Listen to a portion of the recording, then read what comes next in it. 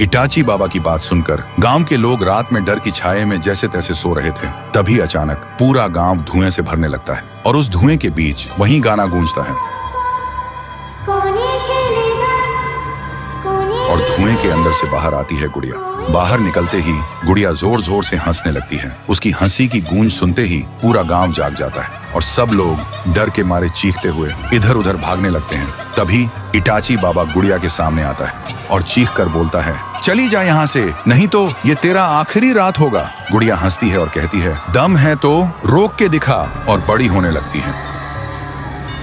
फिर आंखों से लाल लेजर निकल के गांव वालों पर सीधा हमला करने लगती है। इटाची बाबा भी गुड़िया को रोकने के लिए अपने मंत्र से हमले छोड़ता है, लेकिन उसके कोई भी हमले गुड़िया पर असर ही नहीं कर रहे थे। फिर इटाची बाबा अपना सबसे शक्तिशाली हमला करता है, लेकिन वह भी गुड़िया के सामने बेअसर पड़ता है। उधर गांव वाले डर के मारे घुटनों पर गिर जाते हैं और चीख कर पुकारते हैं, हमें बचाइए। तभी आसमान से एक तेज रोशनी गिरती है और उस रोशनी के साथ आते हैं पीहू और थुंग थुंग थुंग साहुर। गांव वाले घबराकर चीखते हैं, हमें बचाइए, वो गुड़िया पहले से ज्यादा शक्तिशाली होकर लौट आई है। तभी इटाची बाबा घायल होकर पीहू और साहुर के पास आता है और बोलता है, उस गुड़िया को आप दोनों की कोई भी शक्ति रोक नहीं पाएगी। दोनों पूछते हैं, पर तुम कौन हो? इटाची बाबा कहता है, अभी यह सब का टाइम नहीं है। पीहू चौंक कर पूछती है, तो फिर हम क्या करें?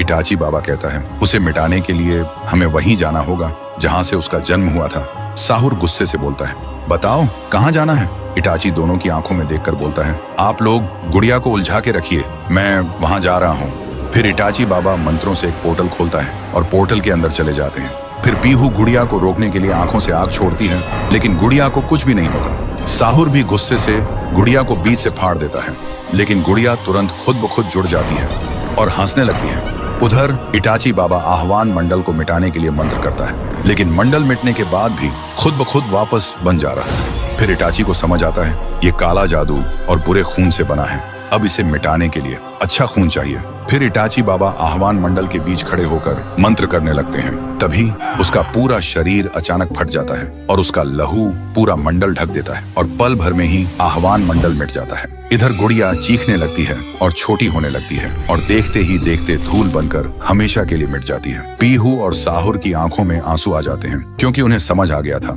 इटाची बाबा ने गांव को बचाने के लिए खुद को कुर्बान कर दिया।